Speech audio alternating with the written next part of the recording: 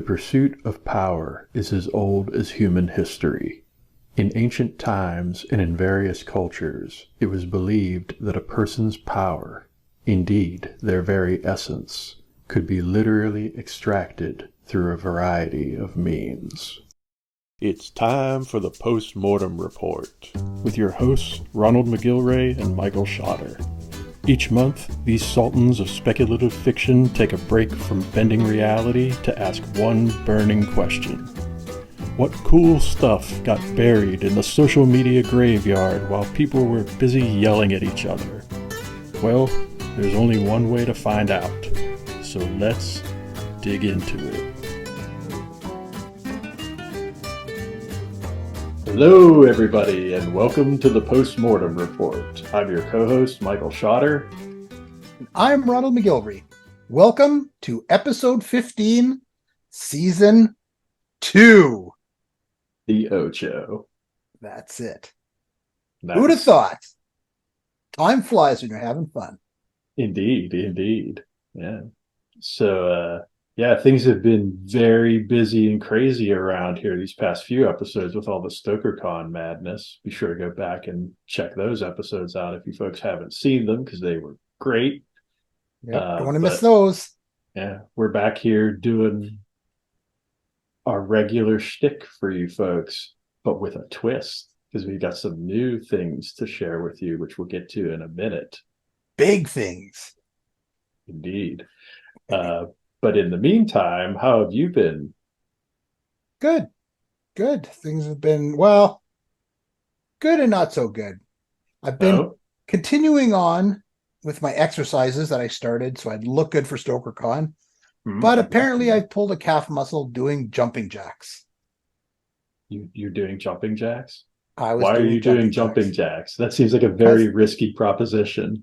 Because I was starting small, but I was actually getting better at doing the exercises. I was trying newer things and I was trying to upgrade. And what's funny is actually I pulled a calf muscle before doing jumping jacks. Apparently, jumping jacks is a bad thing to do when you're older or bigger. Yeah. So I won't be doing that anymore. So are jumping jacks going on the naughty exercise list? They're just not. They're going on the extinct list. Yeah. That's probably for the best. Yeah. I'll have to tone it down. Yeah. So. Yeah, I was going to say, I can't even remember the last time I did a jumping jack, much less enough of them that I might have actually injured something. It's definitely been a minute. But well, I didn't even do it for long. 30 seconds was all it was. Well, it was 2 sets. 30 seconds, then there was a bit of a rest, and then you did it for 20 seconds, and then you went on to other exercises. And I felt this twinge. And I went, twinge. Twinges. Now I can't even walk. No, they're never good. You don't want, nobody wants a twinge. So you're probably beating me on steps because I'm not even walking. I wasn't going to mention anything about it, but since you brought it up, I did happen to notice recently that your step counts have kind of plummeted from what they had been, which has kind of given me a bit of a reprieve and a chance to kind of to put up kick me while I'm down. Yeah, well, I kind of got used to kind of pushing you out of the way from StokerCon. So like that's a habit I probably need to break. I don't want to get accused of elder abuse or anything. Yeah, that's right. Because there's a whole NCIS episode coming on that one. Yeah, nice. You elder abusers. Yeah. So I'm spending more time on the internet. Yeah. I was going to say, if you, if I did abuse you, though, you could post about it on your new social media account that I see you've started. You jumping on the Threads train with me and the rest of the internet, huh? Yeah, I thought, well, after I looked into it, I found that it was just, you can automatically take everything that you had on Instagram, and your friends are already there. So I thought, how hard is that? Even someone as simple as me can pull that off. And so I did. Yeah, that was definitely one of my big motivations for giving it a try as well. Like, I think if I'd have had to make another new account for it, that would have been a deal breaker. Because at this point, I just have a ridiculous number of social media accounts. and I'm not at all incentivized to try to get on anymore. But that was just kind of like a perfect storm where there was like so much buzz and hype about it, and it was so easy to jump on it that I figured I'd give it a go. And Yeah. actually, I've been pleasantly surprised. I don't get a ton of engagement on there, but I've probably accumulated more followers on Threads in the past month or so than I have on a few other platforms after years. So that's kind of Yeah. neat. We'll see what comes of it Yeah. long term, though. Yeah. Well, I know a lot of different faces. Like I'll see when I open it up. I mean, as I said, I don't know. I'm trying to think of the engagement. It's picked up a bit for me now, but it's not anything gigantic. But I'm growing followers every day when I go to take a look what's there, and it's fresh names, like names I've never heard of from any Mhm. of the others. So it's kind of interesting. Yeah, that's what I was going to say for sure is that there's definitely been a few people who I've interacted with on there who I've definitely never interacted with on other platforms. So it's Yeah. always good to like expand out that potential audience. Because that's always been my motivation for jumping on new social media platforms is just trying to kind of grow my reach a little bit, Yeah, and it's nice to see that actually happen, even if only to a small degree. exactly. Get out there, meet new people, Yeah, put yourself have out fun. there. There Yeah, you go. for sure. Yeah. But I've actually been kind of trying to back off on social media to a certain extent because I've really been trying to focus and get back to writing, which is kind of, Right. what we're supposed to be doing as writers most of the Yeah. time. And social media can definitely be a time sink, especially if you're not careful with it. But I think you and I both have been having some pretty decent success with our writing projects. You want to tell the people what you've been up to? Well, after juggling, originally I had two story ideas, and I was kind of writing back and forth, see how they were, and I liked them both. But I had this idea that was completely different. I bounced it off my wife. She Mm-hmm. kind of liked it, so I started on that, and it's kind of taken off. So I've outlined 12 chapters, Mm-hmm. and I've written 7 full chapters, and started on the 8th chapter. So Nice. with my funky way of writing, I usually sit down, I kind of outline 3 chapters, and then I write them out after that. It's kind of a bizarre way to Yeah. write, but Whatever works that's for my you. style. Yeah. Exactly. I think if you talk to 100 different writers, you'll get 100 different takes on writing. Yeah. Yeah. Because I like sitting around just kind of daydreaming about stuff. And I guess that's what keeps me engaged because I don't know. I have the basic story idea, but I just kind of like, I'll sit down in my reading chair and I just kind of have my book and I'm like, okay, where did it happen at the end of that chapter? What would happen now? And then I can just jot stuff down and it just comes to me. Of course, things change when I'm actually writing it, but I don't Mm-hmm. know. I found it really worked for me, keep me motivated to write. Because outlining a Nice. whole story and then trying to write it sometimes can Yeah. be boring. So Yeah. I've Yeah. learned by trial and error. Yeah. No, I definitely, that makes a lot of sense to me. And I could definitely imagine how that would be a great carrot on a stick, right? To just like keep extending the goal line a little bit as you go Yeah. to kind of keep you psyched about it. Yeah. But I'm excited to get to check out some of that stuff when you get to the point where that's a viable option. Because I'm always keen to get insights into your work ahead of time. Yeah. Uh, It's yeah, because usually when I find once I hit around the 10 chapter mark, I'm usually pretty confident because the other ones got to a couple chapters, and although I like them, the other idea I knew was like anything can happen when I'm around that point. But by mhm. 10, I'm engaged. I know I can hear the characters talking in my head at that point. So I'm Hmm. pretty confident that I'll pull it off. But I don't Yeah, usually say too much when I'm at the 2, 3 because it can end at any point yeah, it can kind of at that fizzle out time. on you. Yeah, Yeah. yeah. Yeah. No, I feel that. I feel like I tend to do it by word count myself. So it's like for me, it's like if I'm writing something longer, it's like when I hit 20K. We hit Yeah. like 20K words. Like that's where I usually feel like okay, I'm past I'm past the point of no return, right? Like Yeah. this thing is happening one way or another.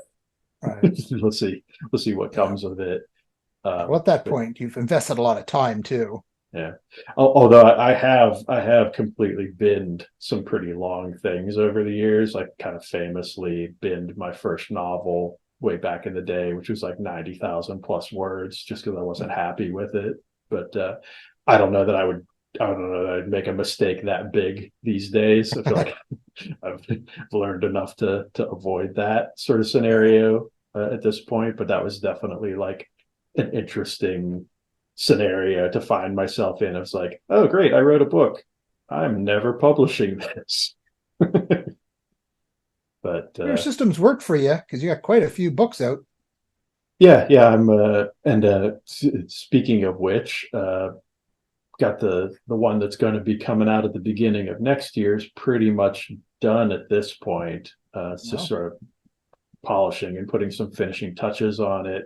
I've actually been actively working on what's going to be my 8th book, which I won't actually be talking about anytime soon, but I'm pretty excited about because I feel like it's got some stuff in it that people are going to be very excited to check out. Obviously, my books all being kind of interrelated and intertwined with each other. There's some Right. stories and some things in the book that I'm currently working on that I've really been waiting for a long time to kind of get on the page. So I feel like that's going to be fun for, I feel like people who are heavily invested in my sort of literary universe are going to be pretty stoked about some of the stuff that's going to be appearing in these next couple of books because it's really going to kind of pay off a lot of the stuff that was set up in the first 6 in some Hmm. ways that I think they'll be excited about. So that's all I'm going to say about that for now. All right. But I did want to mention one other thing that I had going on Hmm. lately, which is kind of related to all that, which is the fact that 500, my latest book, did something that none of my books have ever done before, which was hit #1 on the new releases in its little subcategory, which is metaphysical science fiction. So it was only for a Congratulations. day, but I'll Hey, better take than it. no days. Yeah, one Exactly. one day on the top of the charts is better than 0 days, that's for sure. Exactly. And it did manage to linger there for quite a while. I think I was in like the top 5 for a few more days and the top 10 for a few more days after that. And I think it was actually like a couple of weeks before I fell off of that chart. So that was definitely cool. Super very much appreciate all the readers and everybody who kind of came out in force to make that happen because as we all know, like you got to move some books to get to the top of those lists. So There you go. I was definitely happy about that. It's definitely something I know I'll never forget after like years and years of trying to get to that point.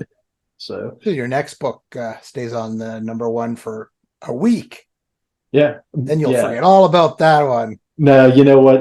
They say you never forget your The first. I think first, that yeah. applies in a lot of contexts. I don't think I'll ever forget that one. That was something else. I just remember waking up that morning when it happened and looking, as Yeah. one does. You're like, because there's always like that little bit of hope, right? Especially when it's a new release. You're like, is this going to be the one that hits? And I just remember pulling that page up and seeing it and just being like, holy crap! It's a straight shot, straight Yeah. shot. But yeah, so good Hmm. times. Wanted to share that with everybody. Did you see Steve Stred's I post? did see that. That's very Okay. exciting for you being on the right side of the border to benefit from that. Yeah. Tell We'll tell see the what people about that. transpires.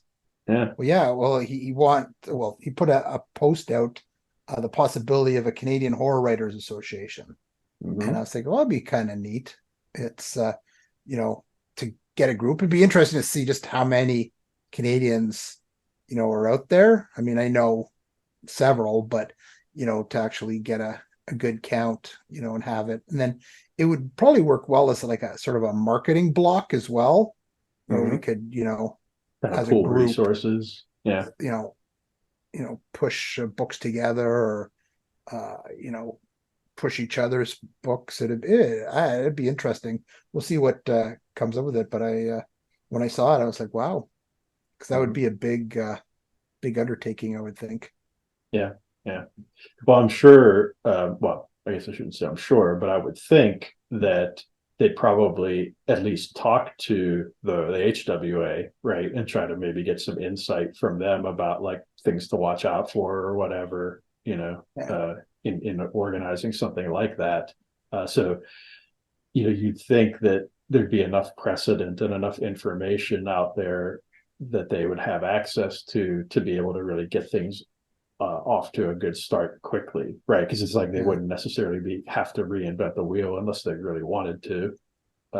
So I'd imagine that could come together fairly quickly with like the right. Well, we have like provincial chapters as well. Like we have, HWA Ontario, one in Quebec, and before I hear, a lot of them don't really interact.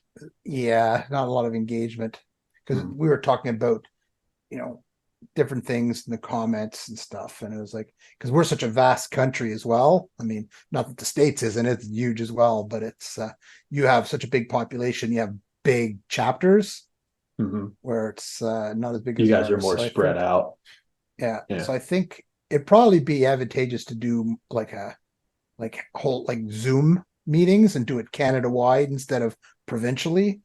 And then have whoever the people are that get invited or however they're going to decide to do it. It'd probably be like the meetings would probably be on Zoom and see where it goes from there. But yeah, I saw it. I thought it'd be interesting. Representing Canada, home of the beaver and torchiere. Yeah. Nice. Which is meat pie to anyone who didn't know. See, this is the kind of riveting insight that people come to us for. Exactly. This is your word of the week. Yeah. For the month. So I guess kudos to Steve for, coming up with that idea. Yeah, he's been kind of coming up with a lot of interesting things from a promotional standpoint and kind of from just kind of getting on the radar standpoint, right? I've seen him popping up quite a bit lately in various contexts. I mean, his books are doing really well too. So, and he has that news for memoir out. Yeah, he's got that memoir out and did that event that you went to in Toronto a few months ago. Just kind of making moves. Making moves. So, well, speaking of making moves, we are going to make a new and exciting move, which we kind of teased a little bit in the last episode with a lot of the spotlights we did from our time at StokerCon. But what that was really intended to do was kind of lay the groundwork for a new segment that we are introducing into the show with this episode for Author Spotlights. Author Spotlights. I just wanted to give it some gusto. No, give it all the oomph you can muster. There you go. I think it's going to be a fun and interesting new thing for you all to check out, and I think we have a pretty cool target for our first outing with this new thing. Mr. Armand Rosamilia. Would you like to tell everybody a little bit about Armand? I certainly would. And actually, I have now our special season 2 clipboard. Ooh, make my life easier. That's right. The Postmortem Report season 2 clipboard. No more having to hang stuff and no more assistants that are always harassing me, holding up stuff. Very nice. Great get go. So yes, our very first author spotlight, season 2, is Armand Rosamilia. Armand Rosamilia is a New Jersey boy currently living in sunny Florida, where he writes when he's not sleeping. He's happily married to a woman who helps his career and is supportive, which is all he ever wanted in life. He's written over 200 stories that are currently available, including crime thrillers, supernatural thrillers, horror, zombies, contemporary fiction, nonfiction, and more. His goal is to write a good story and not worry about genre labels. He also loves to talk in third person, because he's really that cool. Maybe. You can find him at armandrosamilia.com for all his information, as well as random things that he enjoys.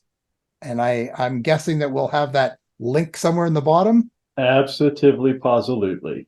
We'll have it in the show Perfect. notes and all that. And in fact, as usual, links to all the stuff we're about to mention will be included there as well. But speaking of things that we're about to mention, let's talk a little bit about Armand's books, because he's got quite a few of them. He's a prolific fella. And Yes, we have a little kind of cross section of things to share with you, because he does dabble in many genres and subgenres. So first up, I was going to mention his First Coast thriller series, which is his most recent set of crime thriller books, which starts with the book Shakedown. That's been doing pretty well for him, and he's pretty excited about it. So we definitely want to make sure we let people know about that one. And then I also wanted to kind of diverge a little bit and mention some of the nonfiction stuff that he's done, because frequent viewers of the show will note that we've talked about his baseball book, A View from My Seat, in the past. So if you've missed that episode, be sure to go back and check it out. But he's also done some other nonfiction books, such as A Month of Duncan, which is a kind of interesting little escapade that he did, where he went to a Dunkin' Donuts for a month every day and kind of people watched and interviewed and talked to people who were there just randomly, and got some interesting little stories and anecdotes from them that he kind of put together into this fun little book. So I thought that was like a cool project that he came up with, and it's kind of like illustrative of like some of the like unique and interesting ideas that he tends to put out there. Yeah. Well, A View from My Seat is one that I've had on my TBR for a while, because as you know, I'm a huge Pittsburgh Pirates fan. Yes, we've seen the evidence of that. Yeah. It's been waning. Their win streak has been waning though lately. So I'm kind of a Blue Jays fan again as well. Sticking with the Canadian motif. Yeah, I don't blame you. It's hard to be a Pirates fan. It's really hard. It'll not make it easy. Yeah, but I wear it when I go out. Still wear my hat and my Steelers one. Excellent. So yeah, I should bump that up, especially since it's baseball season. Nice. Well, I know you've actually read one of at least one of Armand's books, right? Yep, several. Yeah, the one that I guess it started it all for me was Abandoned. I really like that one. Had with the whole creepy island and all the evil things that are waiting for people there. I thought it was really fast paced, and I'm really captivated me. That's what got me started with my Armand readings. Nice. Yeah, that one's actually been on my TBR as well for a while. I probably will check that one out at some point, because having flipped through a bunch of his stuff to kind of scope out what might be a good next read for me, that one's popped up a few times. So I think that's likely to occur at some point. Yeah. But as we kind of nice. As we alluded to previously, he has a lot of stuff to choose from. And actually, I'd say, two of the things that are probably also worth mentioning are the series of creature features that he's actually done with Severed Press, which is basically like each book is focused on a different sort of supernatural creature and or entity. He's done stuff like with Bigfoot and sea monsters and all sorts of other crazy stuff. So those Severed Press books are pretty fun from what I've heard. And also he does short story collections. He's up to 3 of those so far that we've also mentioned previously on the show, but bear repeating. So those are things that are probably worth checking out for people who are interested in more compact sort of smaller doses of literature. Interestingly, he actually writes a lot of those stories on Twitch live. on his Twitch channel, which is pretty cool. But another thing that we definitely want to make sure we talk about, and this would kind of bring things to a close as far as talking about his books, is his Dirty Deeds series, which is probably one of the things he's most well known for at this point. That first book in that series actually having been a Kindle Scribe book, as I recall, and having gotten a fair amount of traction on Amazon as a result of that. So I think a lot of people are already kind of familiar with that series, but for those of you who aren't, Mr. McGillvray will now enlighten you. Here you go. Here's a cool blurb for Dirty Deeds by Armand Rosamilia. I get paid to erase problems. Did your extramarital affair produce an unwanted complication? Family problems? Just want to enjoy your midlife crisis by yourself? That's where I come in. For a fee, I'll take care of it. A big fee. Only, I'm not going to do what you think. I'm not going to save you from them. I'm going to save them from you. Special effects now. And music. Pachow. Nice. There you go. Get the box set. You can get a box set. Yeah, and I happen to know he's currently in the process of wrapping up that series, which incidentally has some ties to that First Coast Thriller series we mentioned previously. Some of the characters and stuff, from what I understand, crossover between those. But yeah, I think he's going to be finishing that up with 12 books in the at the end of things. I think he's currently in the process of finishing up the last couple of books in that series, so that'll be cool for people who've been following along with it all along, kind of give them some closure, I think. Well, showing what a poor co-host that I am and not doing any kind of background research, but I was thinking, did he write a Western? Well, I mean, he co-wrote that supernatural Western with Chuck Buda that we talked about last year, that In the Marrow. Yeah. That one we actually talked about on the show previously, which I read.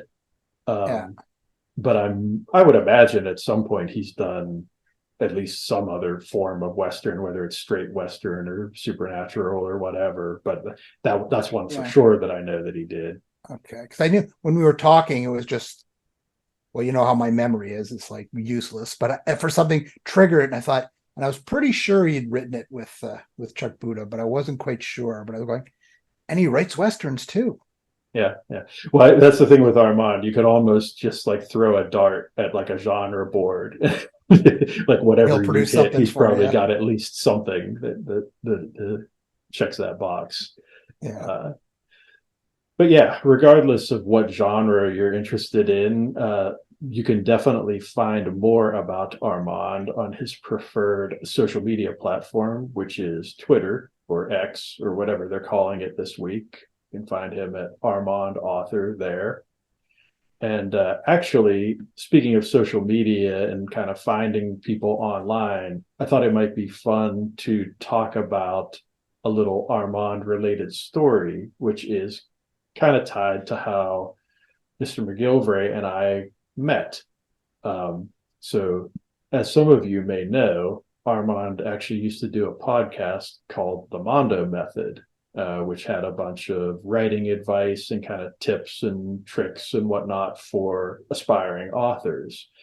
And actually, I ended up listening to that show a few years ago because I was kind of scoping out podcasts to do advertising on. So I'd listened to a bunch of episodes of it to see whether or not it would be a show I'd be interested in running ads on. And in the course of doing that, I actually heard a couple of their mailbag episodes where authors would send in questions for them. And one of the episodes that I heard, there was a question from an author named Ronald McGillvray, who asked about marketing different books in different genres under the same pen name, and whether or not it would be a good idea to have a different pen name if you were doing something that was outside the genre that you typically did. And where I think this came into it was you were asking about, the difference between marketing something like Tales from the Parkland, your short story collection, which is very horror centric, versus James Journey to Dreamland, which I think you were either writing or had just finished at the time, and how that would, might be different, marketing that being a book focused for young readers, and whether or not it would make sense to have a pen name for doing that, since it was so different from what you had published previously. And I remember thinking when I was listening to that episode, oh, that was a really good question. And your name kind of stuck in my head as a result of that. So when I started seeing you on social media and such after that, that kind of put you on my radar a little bit. And so that was kind of like my first, that I recall, instance of like seeing you or hearing your name or anything like that. And then of course, we interacted with each other on social media many times between then and when I approached you about doing the show. But I always kind of think back about like that being sort of like the catalyst, or like the little like introduction that I had to you, as a result of like listening to that podcast. Armand Rosamilia, matchmaker. Indeed. He's just so much more than an author. Yeah, nice. Yeah, I mean, not to like inflate his ego too much. I do think we probably would have run into each other at some point, regardless, because we were just kind of running in the same circles anyway. But I will give him a little credit for that, just because his show was really good. I think it helped a lot of people, and it was just a fun little thing to have be like a connection point for us. Yeah, it's a shame it came to an end. It really was a good show. I mean, I get everything runs its course. Yeah, I mean, they did over 300 episodes. Yeah. So it's, it's hard to keep anything going for that amount of time. Yeah. But all good things must come to an end. And in a similar fashion, I think that's going to give you the opportunity to let everybody know about how this particular segment is going to come to an end. Right. It's another new section. We had our first part with the author spotlight, and now we have the Wheel of Death. That's right, kids. Wheel of Death. We invite authors on, give them a bit of a spotlight, and then we kill them off. And so thanks for dropping by, Armand. When you get right down to it, I kind of feel like we're doing him a favor, because you know what they say, authors and their works become way more famous after they die. There you go. This is kind of like a public service, right?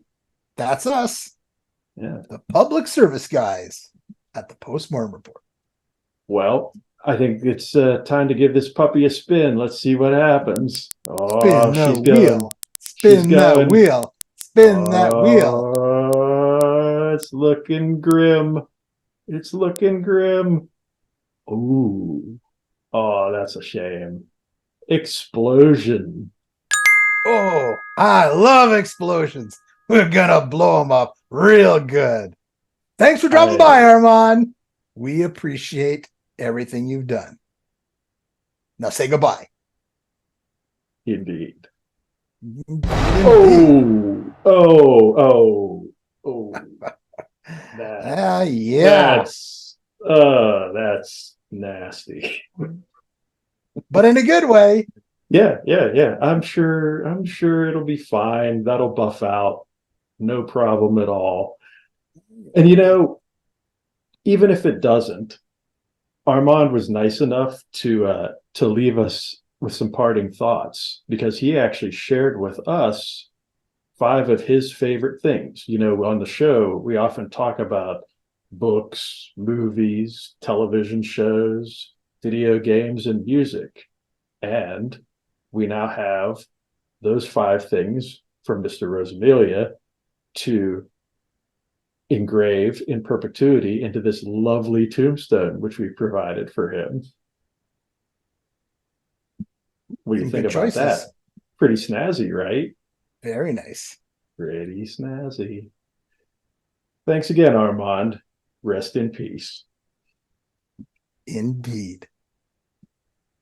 I stole your You took my catchphrase, but that's Yep. okay. It's all right. Sorry. I'll let you live.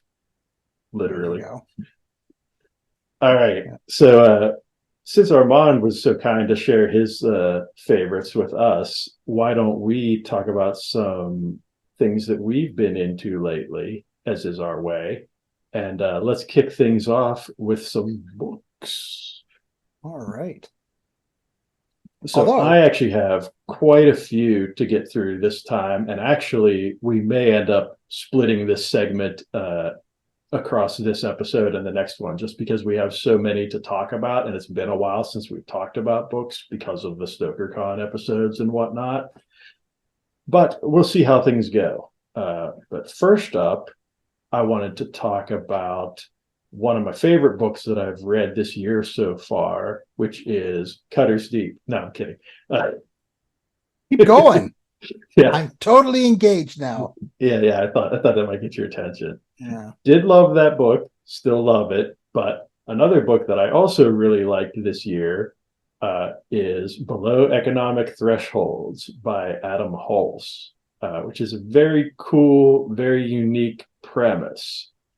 That being a post-war, near-future dystopian setting where there are literal demons from another dimension running amok.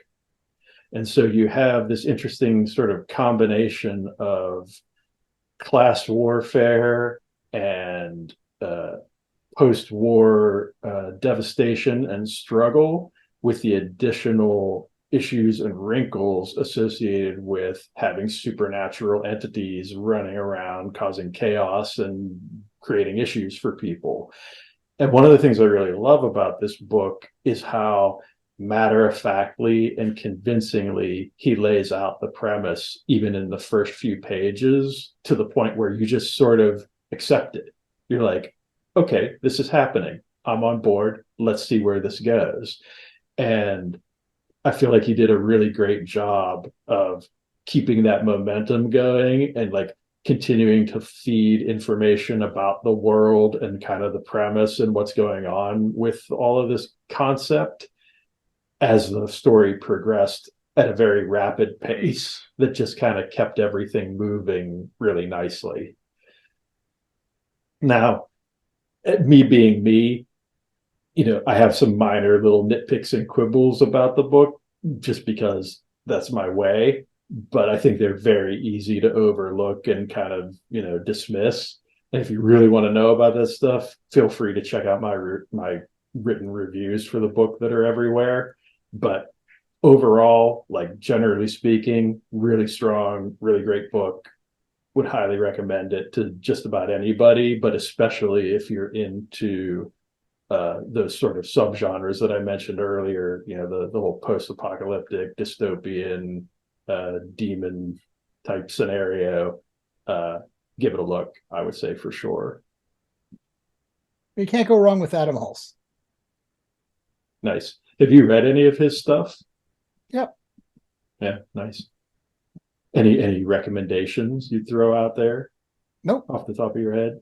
Nope. Right on. I have to read my reviews. All right. Obviously, you're not reading my reviews. Yeah, I'm a big slacker.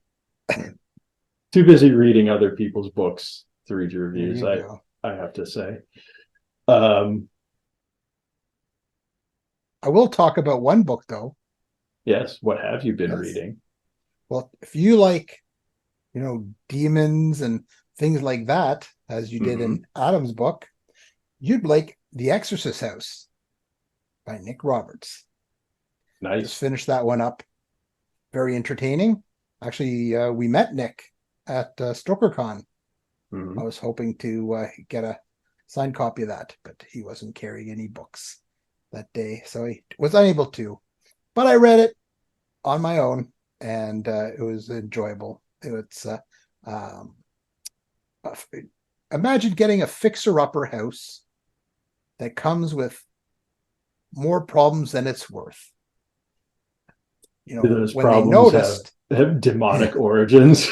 exactly. Well, when you notice that the basement door is nailed shut in the sign of a cross, you probably got some kind of a problem going on.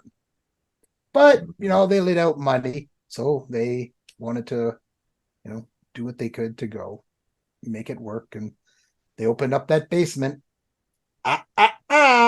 Never do that. Apparently, they don't watch horror movies or read horror books. No. So down in the basement is a portal. But I don't want to say too much, because I don't want to ruin it. But I really enjoyed all the characters and things that come out of that portal and what it does. It's a lot of it too is really, what was really cool was the way that the demon could affect what you saw, like in your own mind, make you believe and see things, and it yeah, and little tinkering, little demonic tinkering. Yeah. So, and it was had some I was gonna say some nice deaths, but that's not really the proper word, I guess. They had some interesting deaths. Yeah. Some was there was one where I was like, oh really? And the beginning was kind of a big death. But I won't say anymore. But yeah, it opens up with a bang. Yeah. So, and I like the flow of it. And as you know, for me, that's a big thing. I like books that just kind of seem to just roll along. And he had a really nice flow, and I liked his writing style. And yeah, whipped through it and finished it. And I give it 2 thumbs up for The Exorcist House by Nick Roberts. Very cool. Yeah, that's a book that I've seen pop up a bunch. We've even mentioned it previously on the show. I think somebody else had done a review of it that we talked about at one point.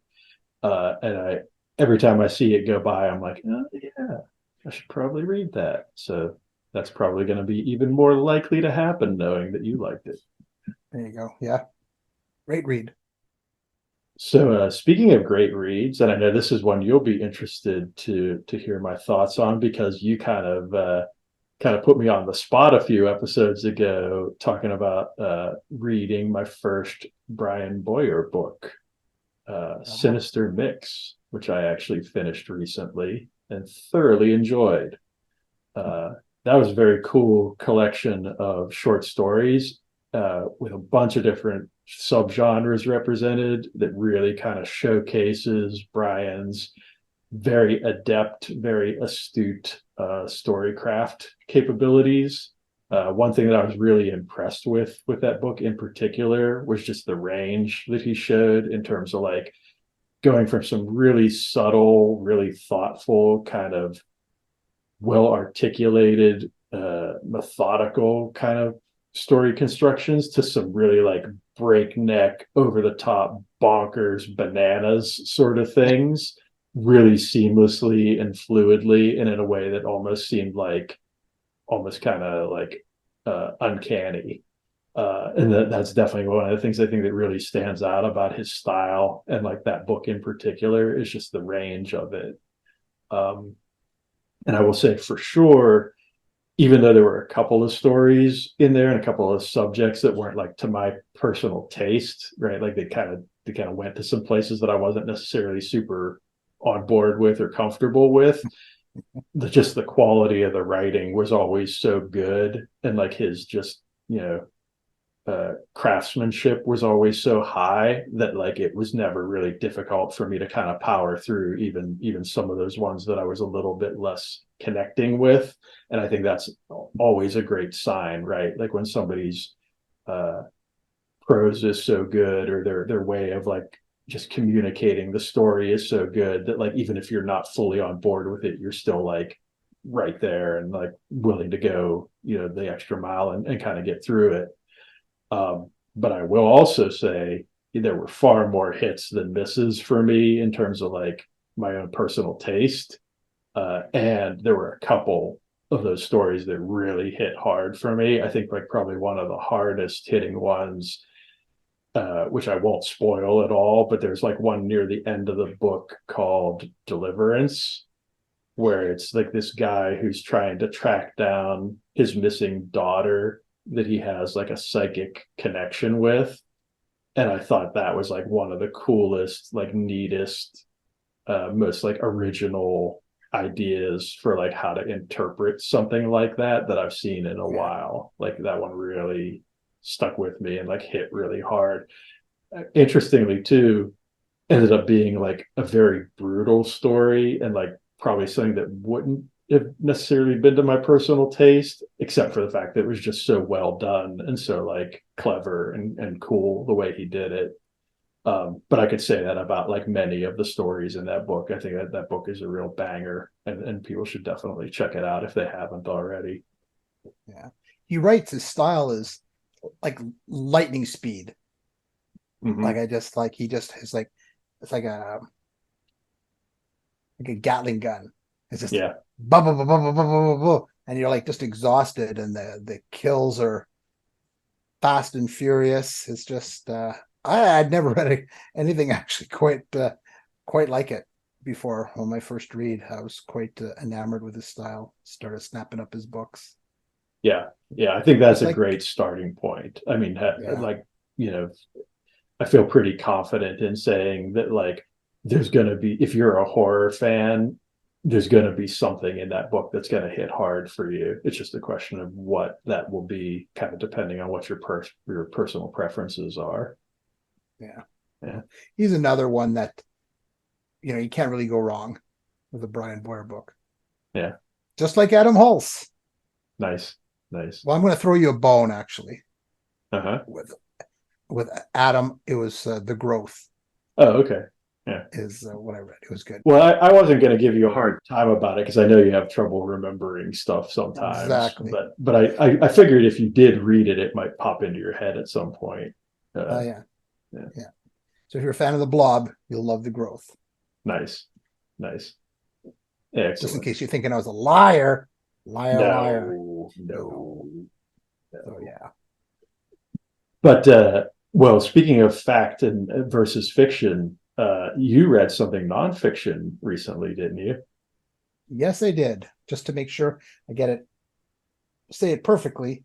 So it's Inside the Indie Horror World. It was put together by Kevin J. Kennedy, and it was really entertaining book. Sometimes, you know, when you're writing and you're always writing alone, although these people aren't there in the room with you having a conversation, it's interesting to get insights from, you know, peers or people who like-minded thinkers. So when I saw the book, I picked it up and started reading, you know, a little bit at a time, but then started whipping through them because I wanted to see what everyone's perspective on sort of the whole indie world and how to do it. And they touch about everything from podcasts to writing to editing, and it was a really entertaining book. I think if you're a, you know, writer, either starting or old, sometimes, you know, even if you have, shouldn't say old, experienced seasoned writer, you know, it just sometimes, you know, even though you know most of the ropes, it's good to hear, you know, other people's perspectives. It rejuvenates you in some kind of way. Yeah, it kind of gives you a little confirmation that you're on the right path, maybe. Exactly. Yeah. And if you're a fan, it sort of shows you, you know, what goes on behind the curtain kind of thing. So yeah, I enjoyed it because I used to read a lot more nonfiction stuff, but I don't know, with everything goes on in the world these days, I guess I just been wanting to read more fiction and get out of it. But it attracted my attention, so I read it, and I was actually happy I did. It's a really good read, lots of different perspectives. So check it out, Inside the Indie Horror World. You can find it on Amazon, and excellent. It's put together by Kevin J. Kennedy. So once again, another 2 thumbs up. 2 for 2. 2 for 2 this time. Nice, Yeah. nice. Yeah, good reads. So, having said all of that, I think it's time for us to move on to another frequent topic for us, which is movies. So we've actually got 2 to talk about this time. Why don't you start us off with your pick? Well, I finally got around to watch The Black Phone. It stars Ethan Hawke. And he was really good at, well, mind you, I've liked him in a lot of stuff that he's done. I've never really seen anything that he's sort of captivating actor, but this one was something else. It's about children who disappear in this town, and I know this movie probably scratched your 70s itch that you have. Yeah. Right, because it's got that 70s vibe to it for sure. Yeah.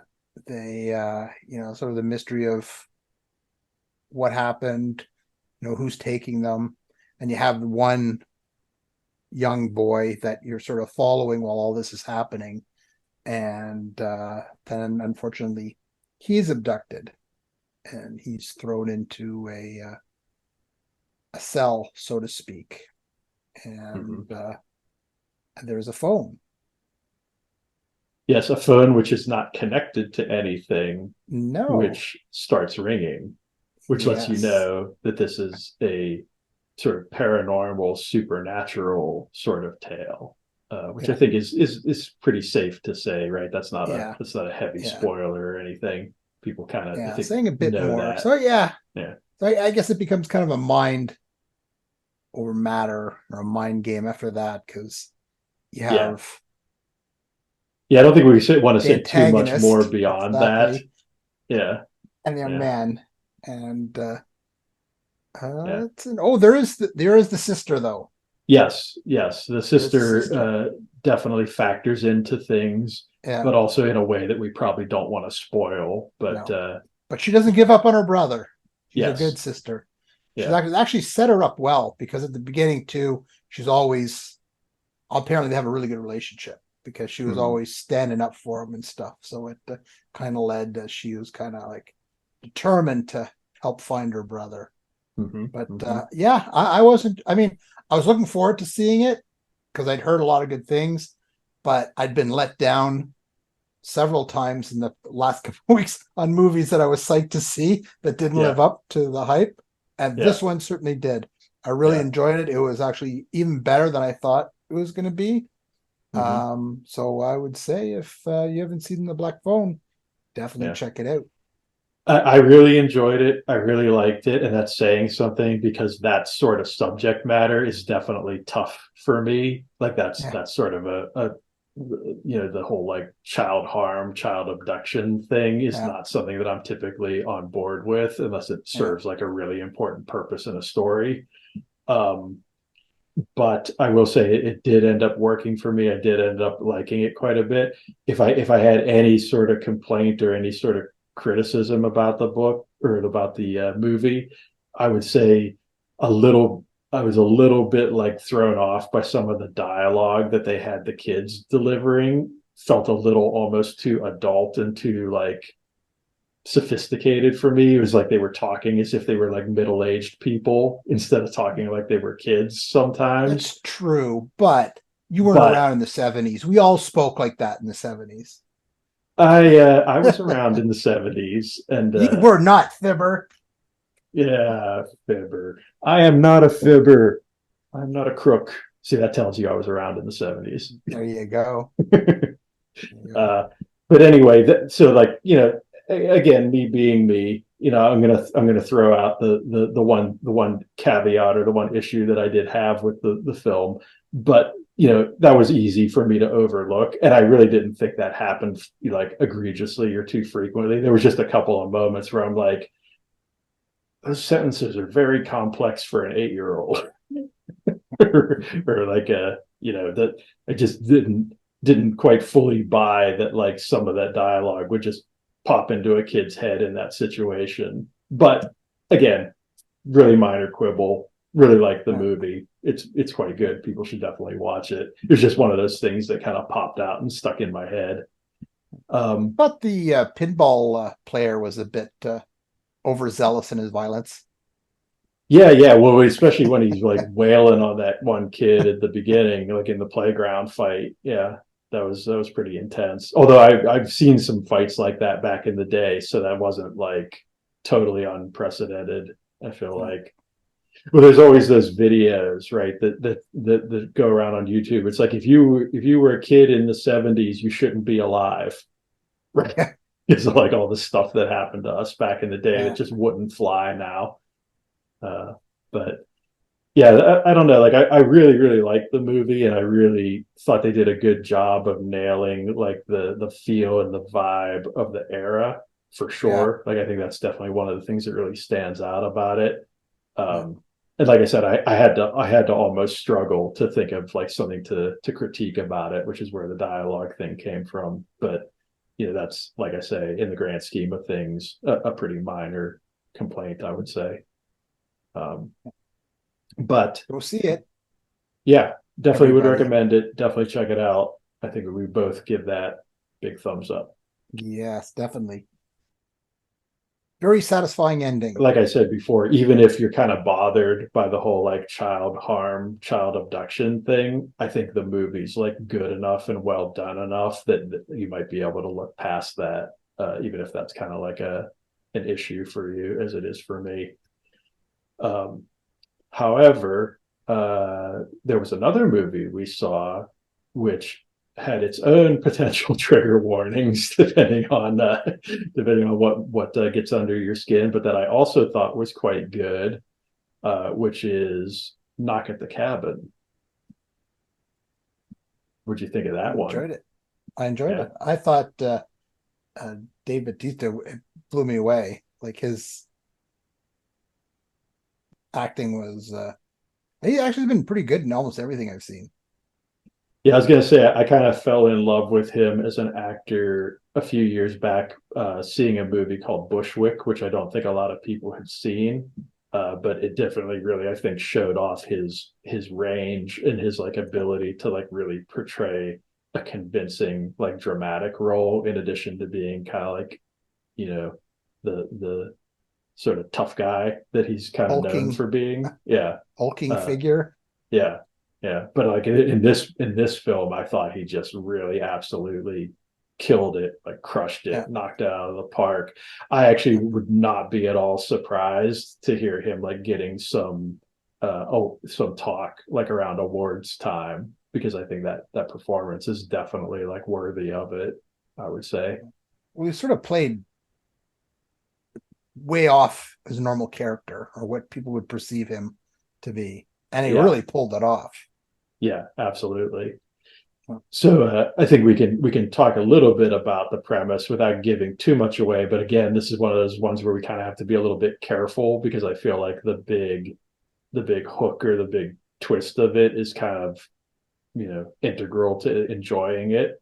But it's basically, the setup is that there's this family staying in a cabin in the woods, and this fella played by Dave Bautista shows up and starts talking to the family's daughter and interacting with her. And it becomes very clear and very evident fairly quickly that he has some bad intentions regarding that family.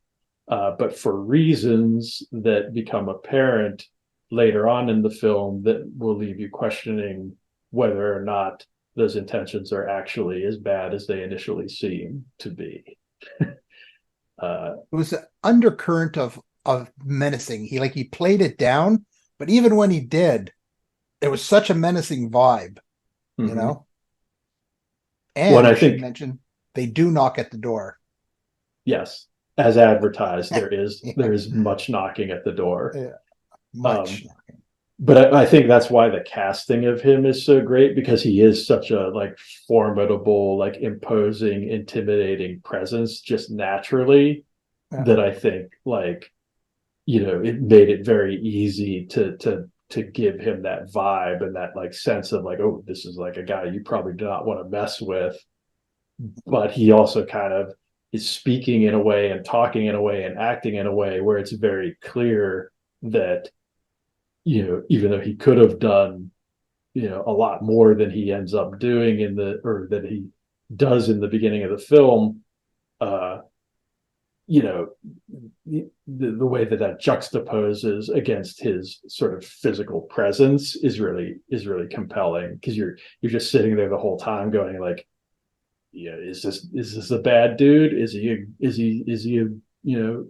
what he's saying or is what he's doing legitimate, or is something going on here? It's got this really like unsettling, off kilter kind of vibe to it that like really makes you like fully engaged in what's proceeding like throughout the entirety of it, because you're really just trying to figure out like what is actually happening in this scenario, and what's true and what's not.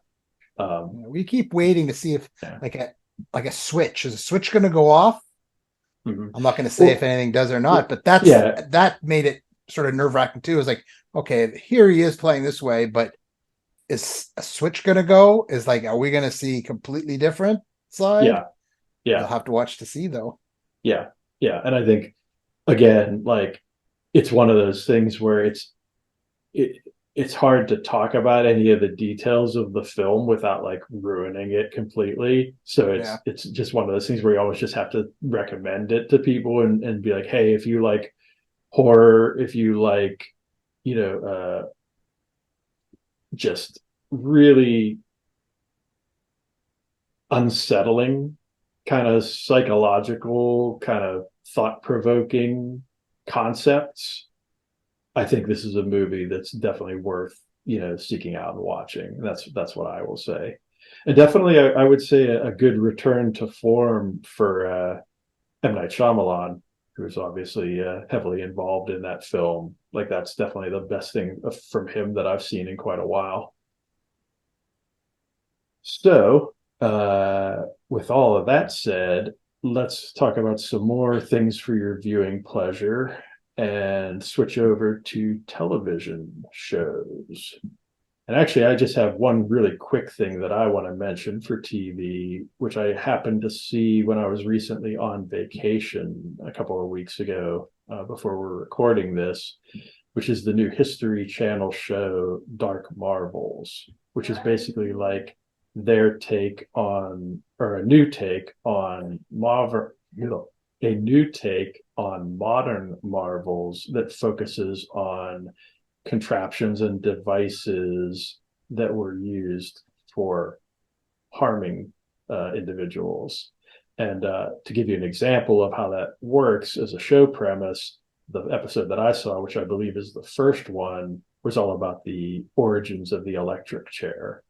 And one of the things that was really fascinating about that was just all the detail and depth they went into about how Thomas Edison essentially pitched and created the electric chair specifically to sabotage and undermine the perception of safety in George Westinghouse's implementations of AC current versus his DC standard, and how all the like business practices associated with that kind of played into the way that all unfolded, which I thought was very fascinating. Could be a new story idea. Yeah, perhaps.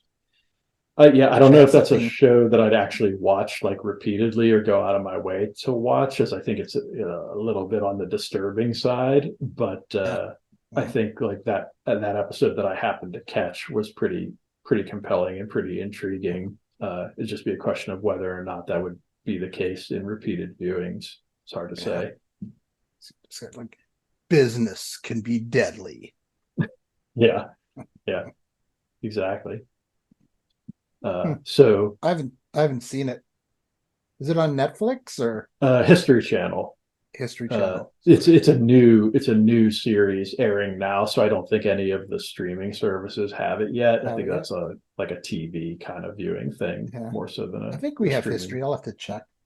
Yeah, I'm sure it will eventually be on the streaming services, as most History Channel things tend to end up there. But as far as I know, it's it's just started airing over the past Yeah. few weeks, so pretty new. Hmm. But I know you've been watching something lately that's actually been around for a while. You want to talk Yep. about that a little bit?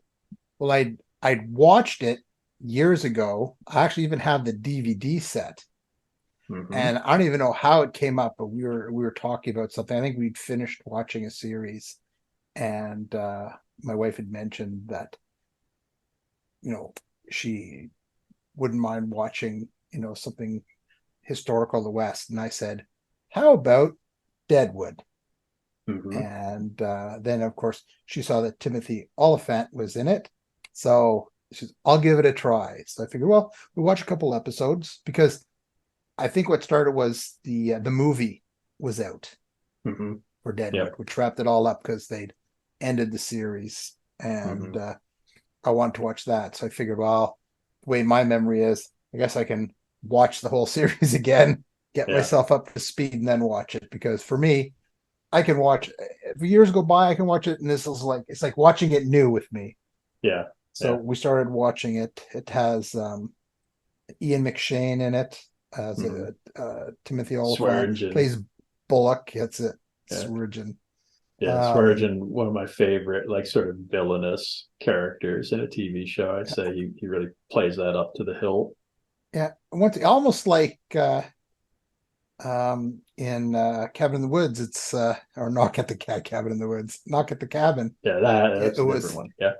it was he was someone you love to hate. Mm-hmm.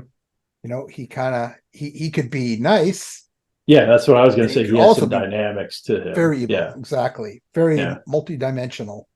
Mm-hmm. But yeah, it was the second watch was really good. The movie was good, wrapped it up. But Mm-hmm. yeah, if I mean the whole history behind Deadwood with everyone knows Boot Hill, but Mm-hmm. all the cast of characters, Calamity Jane, Mm-hmm. Bullock himself, who was the sheriff. Mm-hmm. Um, uh, Wild Bill Hickok. Took me Yes, a I was gonna. second there. I knew you were gonna get it. I was just gonna let you Yeah, have it. Yeah. yeah, had Yeah. had it in was in there. So it's interesting having real life characters that you can Mm-hmm. actually like go back and Google and sort of find out, because that's what you do. You watch it and then you're like, oh, what happened to them in real life? Where did they go? So Mm-hmm. they did stretch some of the truth on some Yeah, of the for things that sure. happened, For but sure. Yeah. it was an engaging story. I liked the series, and Yeah. uh, Yeah, that was a really good follow up, I think, for David Milch, who produced that show after NYPD Blue, which I know we've talked about on the show previously, is kind of my yeah, favorite police procedural show. So Deadwood was like the show that he did after NYPD Blue. So it was kind of like he was just kind of batting 1,000 there for a while in my book with those two. yeah. Yeah, no, it was really good. I mean, sometimes you just want to be taken away to a different time, kind of thing. Mm-hmm. And if you're into sort of the old style westerns, and with some of the key players, Deadwood's definitely should be on your radar. Yeah, I would agree. I would concur. Good times.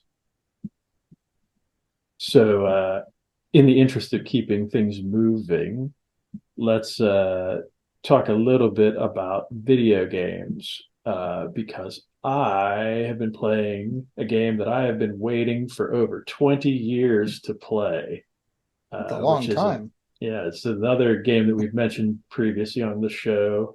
Jagged Alliance 3 finally came out recently, which for those of you who are not familiar with this game, it is all about running a mercenary squad in a fictitious third world country, so to speak. Um, and Man, those games have always been great and fun and just like some of my all time favorite gaming experiences. And I'm happy to report that based on what I've seen and played of three, it's very much living up to the legacy of the series. Like and that's, I think, saying a lot, considering like how long people have been waiting for like a proper numbered sequel to those games to come out, for like so many years to have passed and so many like attempts to have been made to make this game. For it to have come out as good as it did, I think is like nothing short of amazing. Like, if you've ever played any of the previous games and you're a fan of the series, or even if you're just like a fan of tactical squad-based, turn-based strategy games that have just like an incredible amount of depth and sophistication and sort of subtlety and nuance to them, couldn't recommend it more. And you know, again, if you're into the whole like mercenary soldier for hire, you know, gun for hire kind of motif as a sort of framework for like storytelling and gameplay and stuff, again, like they just really kill it, crush it, knock it out of the park. A plus plus, go play it. And that's all I really have to say. It's computer based though, right? It's not on consoles. Yeah, I believe it's currently only available for PC. Okay. I can't imagine that they won't do a console version of it at some point, because it seems like they'd just be leaving money on the table to not do that. Are the previous games on consoles? Some of the previous Jagged Alliance games have made their way onto consoles, but I don't think any of the numbered like mainline series games were on consoles. I think they've always been PC games for the most part. Yeah, that's curious. Yeah.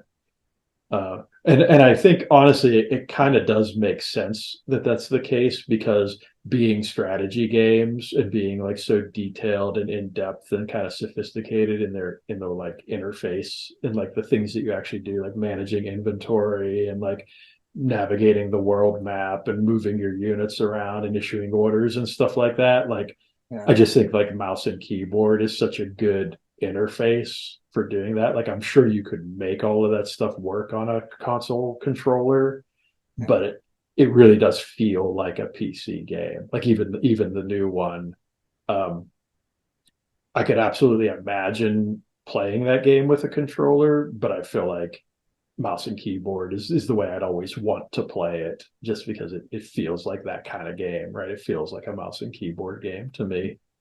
But I'm sure they will find a way to make it work at some point and get it onto the consoles, because it would just be crazy for a game that good not to end up there at some point, because it really is exceptional.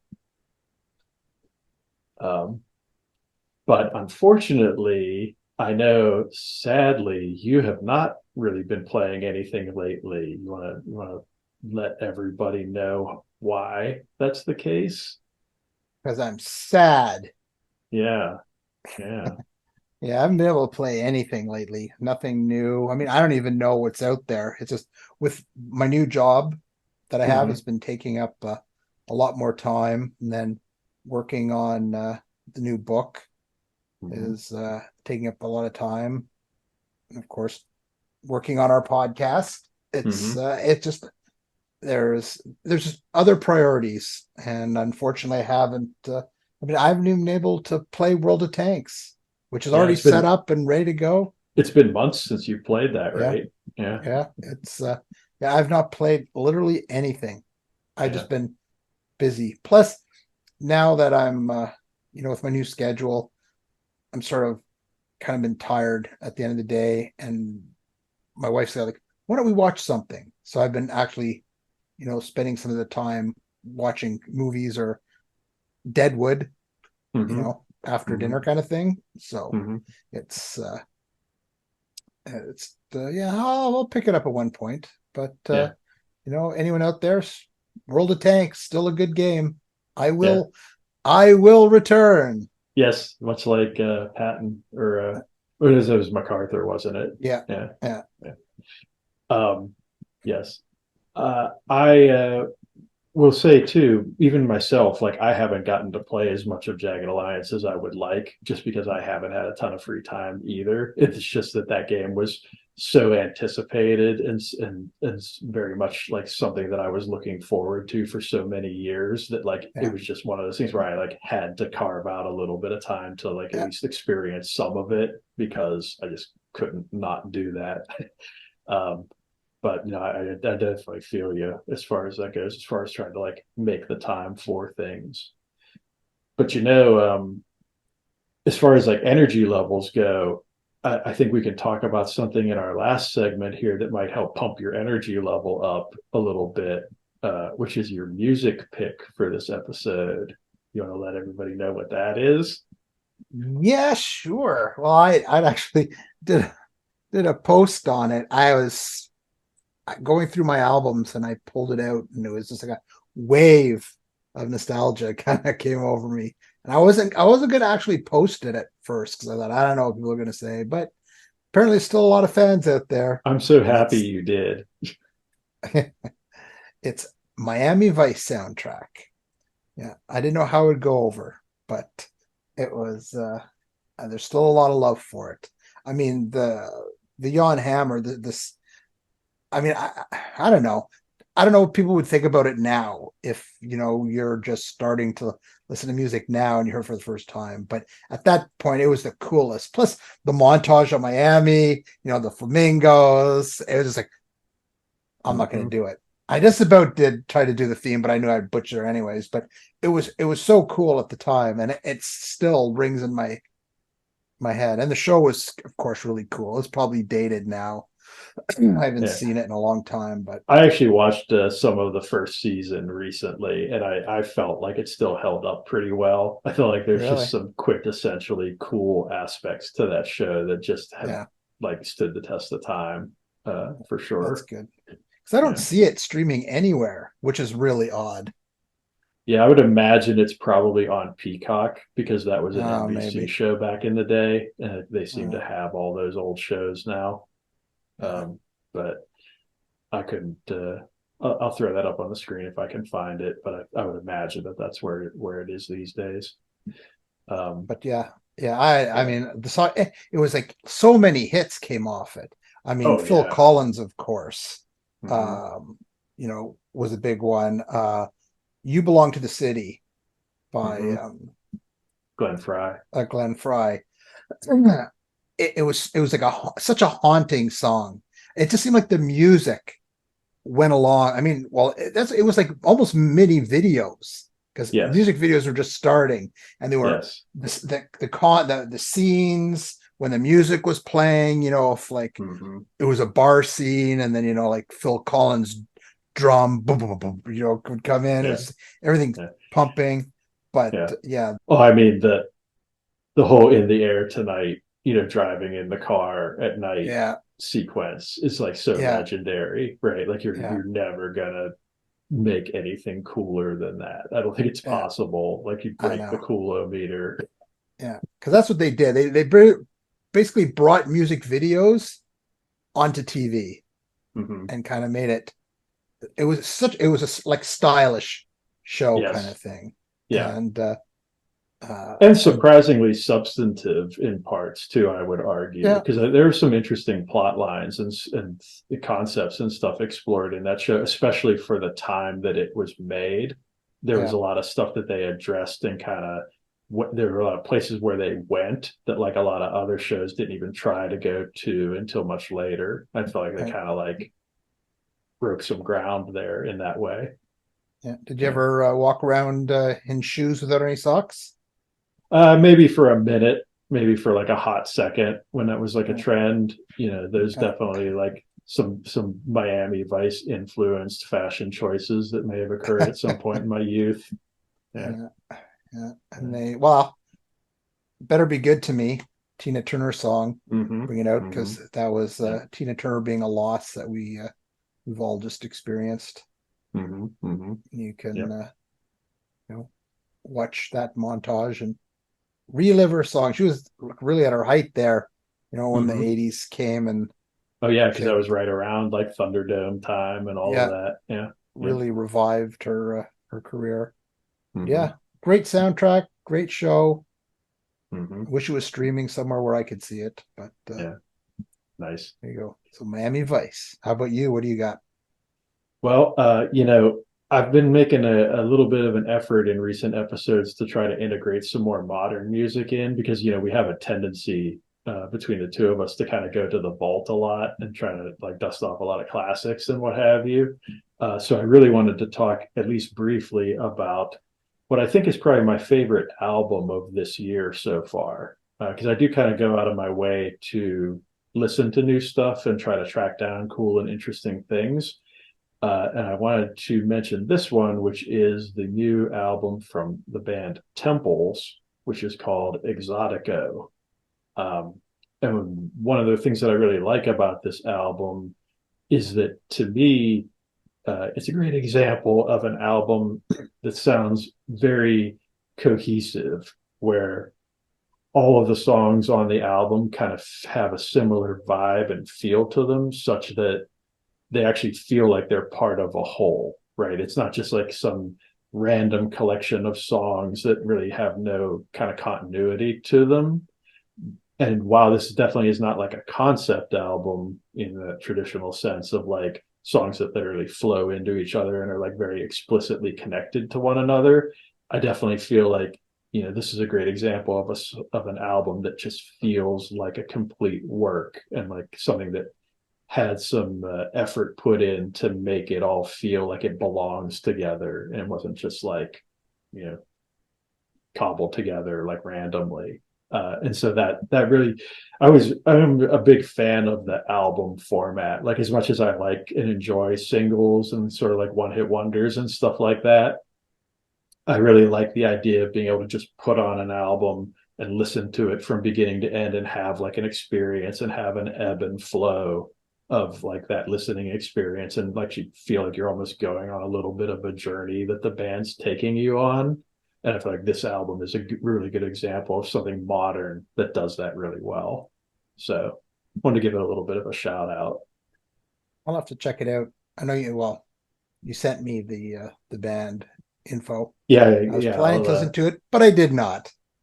Oh, good. I'll pop the link in the show notes if anybody wants to check it out on Spotify or what have you. It's very easy to find. It's pretty much everywhere as a new release. And Temples is a band that's been around for a while, and they have quite a few pretty noteworthy albums under their belt already. But I would argue, based on what I've heard of their discography so far, that this is probably their best one yet. So I'd say it's an excellent starting point for them, and then you could kind of go back and explore the older stuff if you like what you hear. So you knew about them before, or was it this album that caught your attention? Yeah, so their previous album, Hot Motion, I believe it's called. I'll have to double check that and throw it up on the screen. That was a good one, and then the one before that was also had several good songs on it. So they definitely had been on my radar for a little while. Okay. But like I say, I feel like for me, this is the album of theirs where like I felt like it was really solid from beginning to end. Like the last one was mostly good. I'd say it was like 80% good stuff, maybe a couple like filler tracks here and there. This one I kind of feel is like all killer, no filler. To dust off a classic phrase. So yeah, would definitely recommend Exotico by Temples. I think it's a real banger. Yeah. I would have probably listened to it because I generally, go for my walks, but with my calf injury, I'm unable to go for my walks. So I've been listening to music. Can't play any video games. He's all gimped up. Can't listen to music either. Yeah, that's when I do it. It's just been a sad thing. It was amazing. Martha helped me to come here and help me get into my chair so I could do the podcast. Well, thanks for taking one for the team. Yes. Definitely appreciate you showing up despite all your maladies and woes. I'm sure the audience is super excited, but not as excited as me. And that's good. Way to be a trooper. Way to hang in there.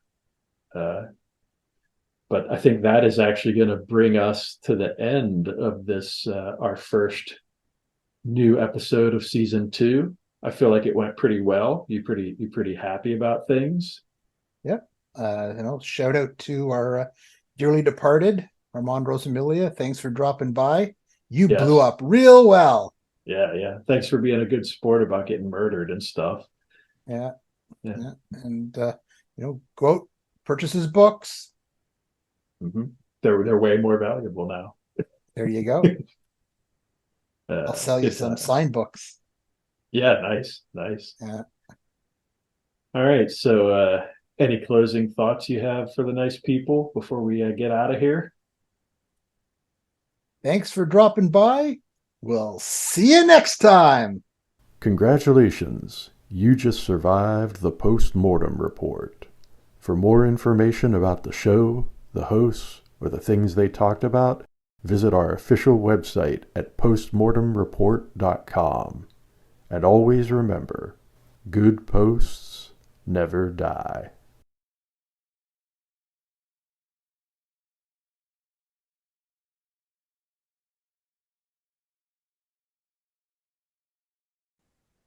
On Wheel of Death.